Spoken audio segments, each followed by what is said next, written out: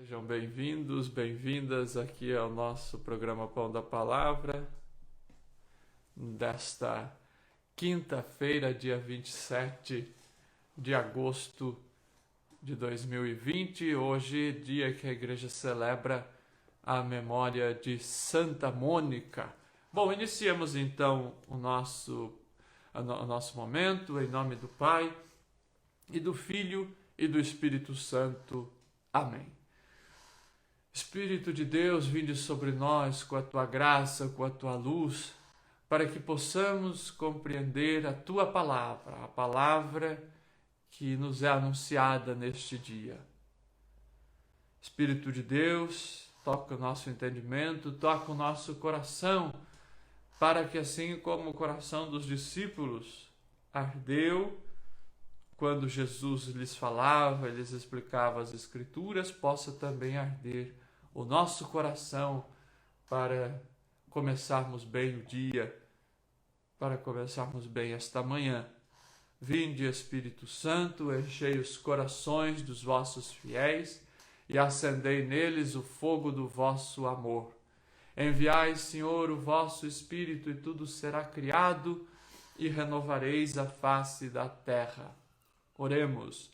Ó Deus, que instruístes os corações dos vossos fiéis com a luz do Espírito Santo, fazei que apreciemos retamente todas as coisas e gozemos sempre de sua consolação. Por Cristo nosso Senhor. Amém. Em nome do Pai, e do Filho, e do Espírito Santo. Amém. Bom, o Evangelho de hoje, nesta quinta-feira da 21ª semana do Tempo Comum, é tirado de São Mateus, capítulo 24, versículos de 42 a 51. Estamos chegando no final da leitura de São Mateus. Jesus disse aos seus discípulos: Vigiai, portanto, porque não sabeis em que dia vem vosso Senhor. Compreendei isto. Se o dono da casa soubesse em que vigília viria o ladrão, vigiaria e não permitiria que sua casa fosse arrombada. Por isso também vós ficais preparados, porque o Filho do Homem virá numa hora que não pensais. Quem é, pois, o servo fiel e prudente que o Senhor constituiu sobre a criadagem para dar-lhe o alimento em tempo oportuno? Feliz aquele servo que o Senhor, ao chegar, encontrar assim ocupado. Em verdade vos digo, ele o constituirá sobre todos os seus bens. Se aquele mau servo disser em seu coração: meu senhor tarda, e começar a espancar os seus companheiros, a comer e beber em companhia dos beberrões, o senhor daquele servo virá em dia imprevisto e hora ignorada. Ele o partirá ao meio e lhe designará seu lugar entre os hipócritas. Ali haverá choro e ranger de dentes. Palavra da salvação, glória a vós, Senhor. Meus amigos, então hoje celebramos a memória litúrgica de Santa Mônica, mãe de Santo Agostinho. Mônica, que nasceu no continente africano, depois migrou para a Europa, viveu ali no século IV. E Santa Mônica é conhecida pela sua fé, pela sua oração, pela conversão do seu filho Agostinho. Santa Mônica é aquela mulher que rezou em torno de 20 anos pela conversão de Agostinho. A festa de Santo Agostinho nós celebramos amanhã, dia 28. Então, no dia anterior, a igreja coloca a memória de sua Santa Mãe. E Santa Mônica rezou por Agostinho porque nós sabemos que Santo Agostinho tinha uma vida devassa, uma vida muito complicada, uma vida muito distante de Deus. Assim como o seu pai, o marido de Mônica, Patrício, ele também tinha uma vida pagã E Mônica rezava e trabalhava pela conversão dos dois. Patrício, com muita docilidade, Mônica conseguiu convertê-lo, né? Até que antes de morrer ele entrou numa igreja. E Agostinho, Mônica teve a alegria, a graça, o prazer de vê-lo batizado, de assistir ao seu batismo em Milão. Agostinho, que foi catequizado por Santo Ambrósio, que foi bispo de Milão no século IV, no começo da igreja. E Mônica teve esta graça. E no seu leito de morte, Mônica diz a Agostinho: filho, e muito do que nós conhecemos, e praticamente tudo o que sabemos de Santa Mônica, é graças às Confissões de Santo Agostinho, aquele livro clássico de Santo Agostinho, em que um dos capítulos ele fala da sua mãe. E ele escreve que no leito de morte, Mônica disse a ele: filho, não encontro mais nenhum atrativo nesta vida. Havia uma única coisa que me fazia querer ficar um pouco mais aqui neste mundo: ver-te cristão católico antes de morrer. E Deus me concedeu mais, me concedeu ver-te ao seu serviço. Então veja a graça de Santa Mônica. Que Santa Mônica então possa neste dia ser o grande modelo para todas as mães que estão angustiadas pelos seus filhos, que têm os seus filhos em uma vida distante de Deus e que gostariam de ver os seus filhos próximos, ver os seus filhos caminhando, vivendo uma vida cristã. E veja que Santa Mônica teve esta graça não sem derramar muitas lágrimas, não sem dobrar muito o joelho no chão. Então Mônica rezou e chorou durante cerca de 20 anos, até que teve a graça de ver Agostinho descer as águas do batismo. E viu mais, viu Agostinho virar padre e bispo. Por isso ela diz que Deus lhe concedeu mais, que Deus não concedeu a ela apenas ver Agostinho se tornar cristão, que já seria a graça das graças, mas concedeu a ela ver Agostinho ser um ministro, um servo de Deus, um homem do altar. E veja que Santo Agostinho ainda escreve nas suas confissões a respeito da sua mãe, que quando ela estava já próximo da morte, eles queriam levá-la de volta à terra natal, de volta à África, mas ela já estava muito frágil, então permanece em Óstia, próximo a Roma, onde ela morre.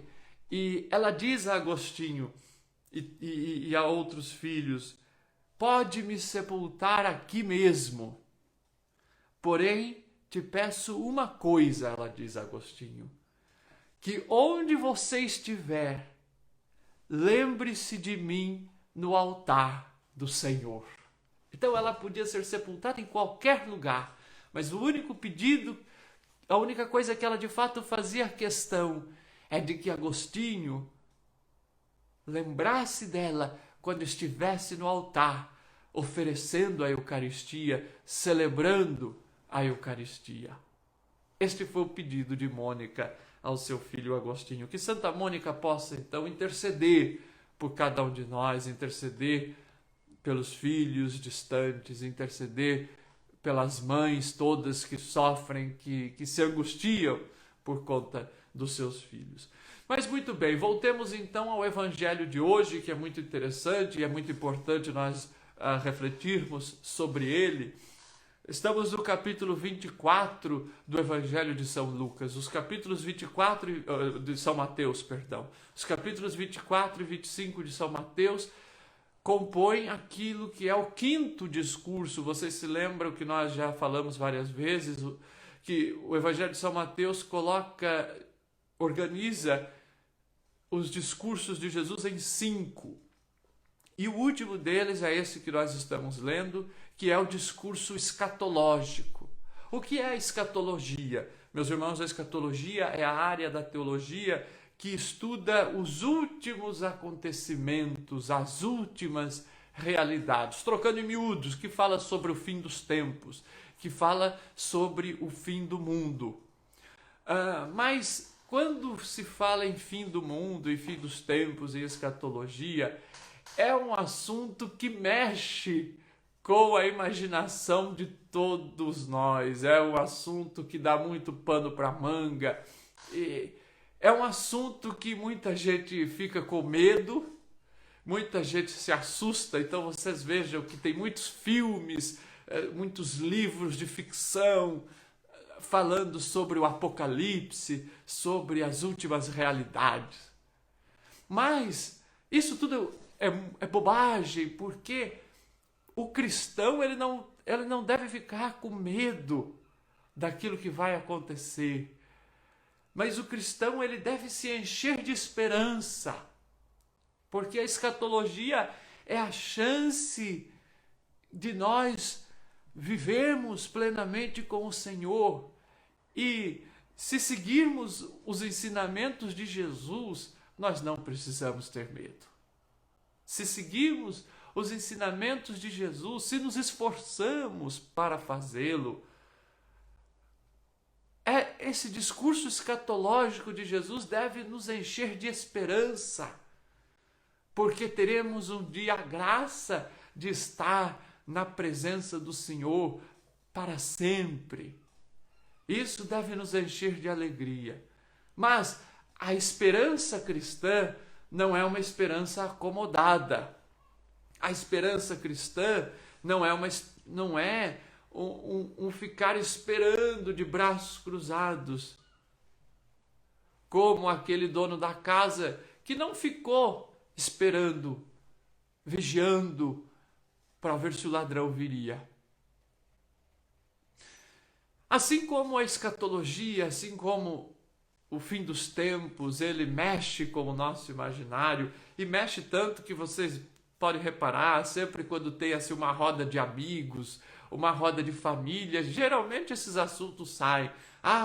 Será que o mundo vai acabar logo? Lembrem-se quando chegava o ano 2000, será que vai ser o fim dos tempos? Vai acabar no ano 2000? E muita gente tentou fazer coisas antes do ano 2000, porque achava que não ia chegar no ano 2000.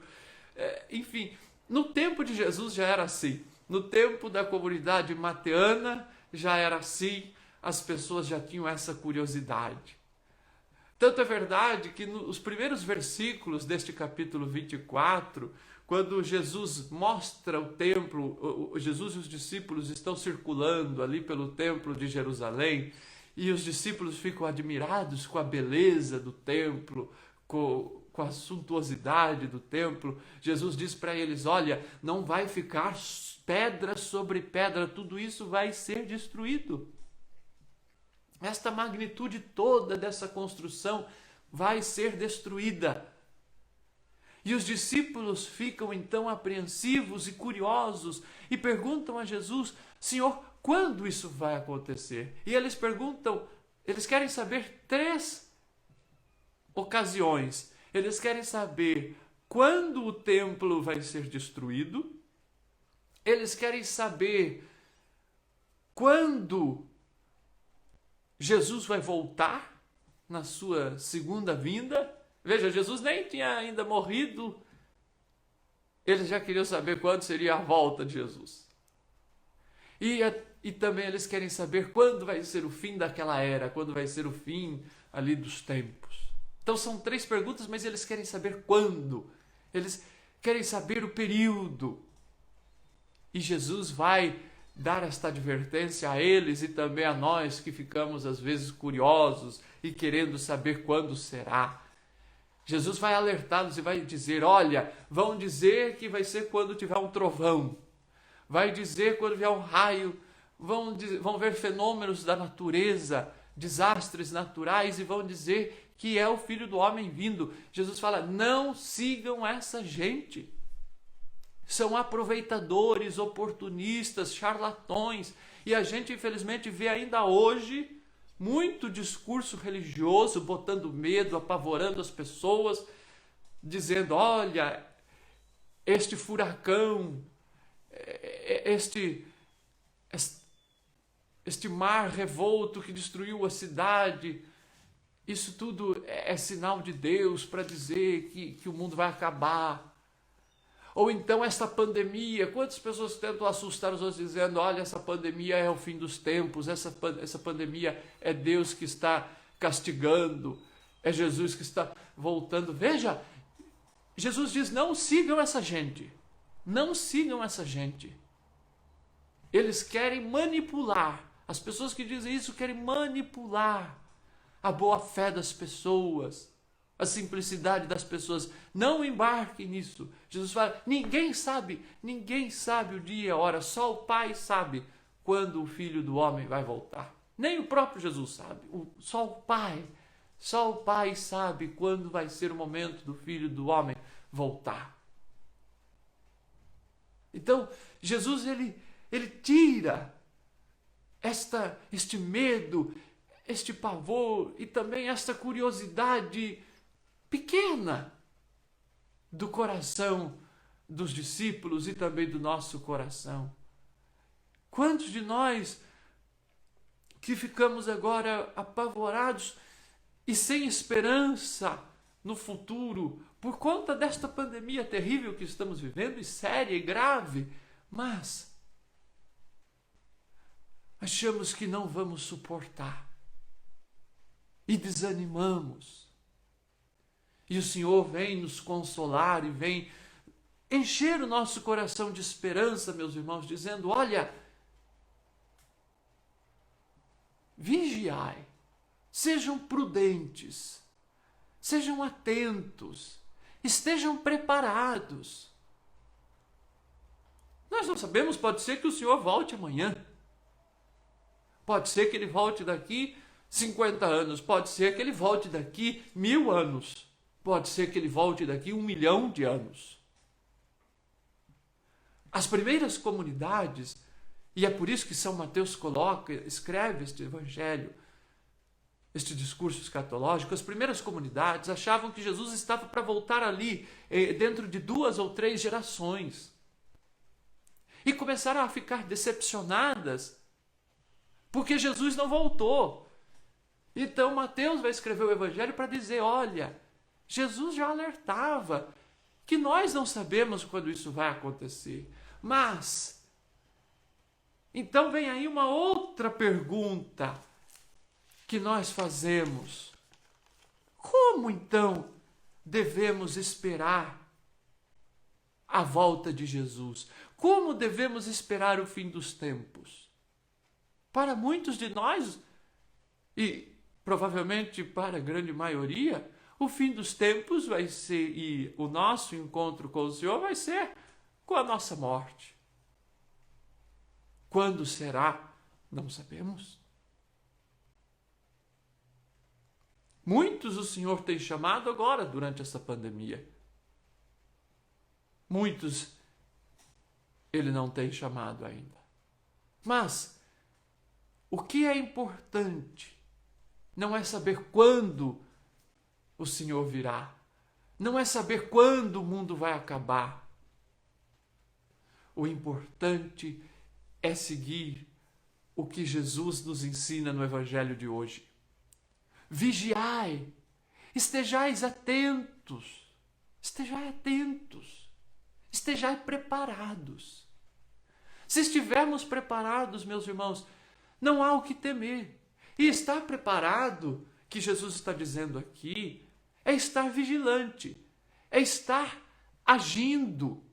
Estar preparado aqui não é estar perfeito, não é ser uma pessoa perfeita, porque a perfeição nós só vamos atingir quando formos ressuscitados pelo Senhor. Mas o estar preparado, que Jesus diz, é estar a cada dia fazendo o melhor, é estar se esforçando para cumprir, para seguir os ensinamentos de Jesus. Em outras palavras, para viver o Evangelho. É por isso que no primeiro discurso, no primeiro sermão de Jesus, no Evangelho de São Mateus, nós temos Jesus ensinando na montanha, o sermão da montanha, o discurso sobre a montanha, as bem-aventuranças. Vivendo as bem-aventuranças, meus irmãos, nós estaremos sendo vigilantes. Viver as bem-aventuranças é viver uma vida vigilante. Viver as bem-aventuranças, então viver a justiça. Viver uma vida simples. Sabendo que daqui nós não levaremos nada. Confiando em Deus, não nas pessoas. Assim nós estaremos nos preparando. E assim não há o que temer, porque nós estaremos vivendo conforme a vontade do Senhor. Então, o que é preciso? É preciso nós cuidarmos uns dos outros. Vejam, Jesus dá este exemplo do dono da casa que, se soubesse quando o ladrão viria, ficaria ali vigiando. Nós não sabemos quando o Senhor vem, então é preciso estar sempre pronto, sempre atento, sempre fazendo o bem, sempre sendo justos. E aí, na parábola que Jesus conta do patrão com os empregados, Jesus diz, o patrão deixa... Jesus diz que é preciso e que nós seremos felizes se nós pudermos ser aquele empregado fiel, que o patrão deixa a sua casa sob os seus cuidados, deixa até os seus funcionários sob os cuidados daquele servo, daquele empregado, porque sabe que ele vai tratar bem os funcionários, que ele vai cuidar bem das posses do patrão. Meus irmãos, Deus nos deixa este mundo que Ele criou para que nós cuidemos, para que nós sejamos co-criadores, para que nós cuidemos, zelemos deste mundo que o Papa Francisco chama da casa comum. Deus nos deixa a sua obra-prima, que são as pessoas, que são os nossos irmãos, para que nós cuidemos uns dos outros. Assim nós seremos aquele empregado que está cuidando bem do patrão. Agora, se nós somos displicentes, se nós não nos interessamos pelas pessoas, se nós não temos empatia pelas pessoas, pelas suas aflições, pelas suas dores, se nós queremos apenas acumular, meus irmãos, aí nós estaremos sendo como aquele empregado que diz, o senhor vai demorar para voltar. E aí fica de braço cruzado, comendo, enchendo a cara, maltratando os outros. Por quê? Porque acha que é o dono do mundo, porque acha que não precisa de ninguém, porque acha que se basta. E o Senhor vai dizer, quando o Senhor voltar, vai pegá-lo desprevenido e vai ser colocado no grupo dos hipócritas. Os hipócritas que nós ouvimos ontem e anteontem, Jesus falando duramente sobre os hipócritas, porque Jesus ele sempre esteve junto com os pecadores, mas Jesus sempre condenou aquele que fala uma coisa e faz outra. Aquele que por fora bela viola, por dentro pão bolorento. Mas todos nós, meus irmãos, precisamos de conversão. Todos nós temos alguma podridão que precisamos purificar, que precisamos limpar. Então, esta vida é um momento para isso. É um momento para que nós procuremos nos tornar pessoas melhores, eu e vocês a cada dia, para que assim estejamos no caminho, para que assim estejamos vigilantes e quando o Senhor voltar, seja lá quando for, seja daqui 5 minutos, seja amanhã, seja daqui 50 anos, seja daqui 1 milhão de anos, o Senhor nos encontrará fazendo a sua vontade, nos esforçando para sermos mais parecidos com Ele, zelando por este mundo, pela criação de Deus, zelando pelos nossos irmãos, que são as obras-primas de Deus. Assim, meus irmãos, como Jesus vai dizer daí no capítulo 25 de Mateus, nós poderemos ouvir do Pai: bem-vindos, vós que praticastes o bem, bem-vindos, vós que fostes fiéis até o fim. É isto, e assim eu concluo, é isso que diz a primeira leitura de hoje, tirada da primeira carta de São Paulo aos Coríntios. São Paulo escreve aos Coríntios dizendo que ele dá graças a Deus, é logo a introdução da carta aos Coríntios. Ele dá graças a Deus pelos dons recebidos.